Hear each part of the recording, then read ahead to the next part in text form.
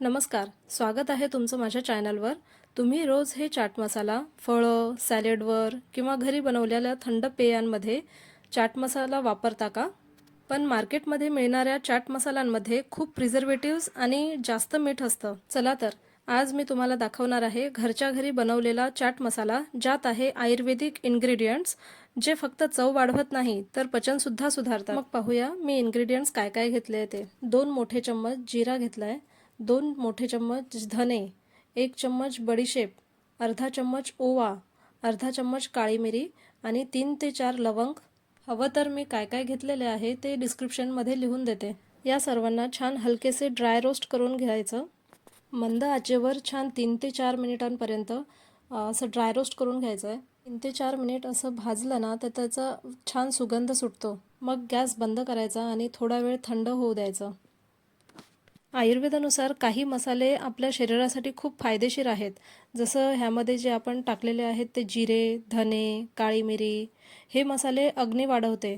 अग्नी म्हणजे काय तर पचन चांगलं करते आणि गॅस, ॲसिडिटी आणि ब्लोटिंग कमी करते. हे थोडा वेळ असं थंड झालं की एका मिक्सीच्या पॉटमध्ये टाकून ह्यामध्ये टाकायचं आहे आता 1 चमचा लाल तिखट, 1 चमचा काळं मीठ, आमचूर पावडर 1 चमचा टाकायचा आहे आणि साधं मीठ टाकायचं 1 चमचा. साखर टाकायची आहे अर्धा चम्मच. साखरेमुळे ह्याची जी खारट आणि तिखट जे चव आहे ती बॅलन्स राहते. आता या पॉटला झाकण लावून मिक्सरमधून फिरवून घ्यायचं आणि छान फाईन असं पावडर बनवून घ्यायचं आहे. आता बघूया या मसाल्याचे फायदे. डायजेशन इम्प्रूव्ह करते, गॅस आणि ॲसिडिटी कमी करते, ब्लोटिंग कमी करते, तसेच मेटाबॉलिझम वाढवते. म्हणून हा चाट मसाला फक्त चव वाढवत नाही तर पचनासाठी खूप बेनिफिशियल आहे.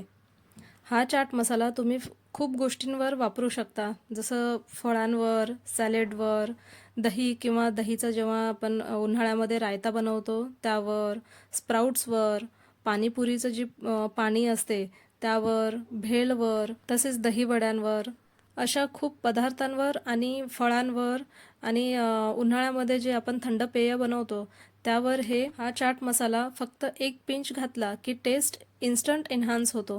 हे बघा, चाट मसाला तयार झाला आहे, एकदम फाईन पावडर तयार झाली आहे आणि असं काचेच्या बरणीमध्ये भरून, स्वच्छ काचेच्या बरणीमध्ये भरून ठेवून द्यायचं आहे. जर तुम्हाला चाट मसाल्याची रेसिपी आवडली असेल तर व्हिडिओला लाईक करा, चॅनलला सबस्क्राईब केलं नसेल तर सबस्क्राईब करा आणि रेसिपी शेअर करा. Bye bye.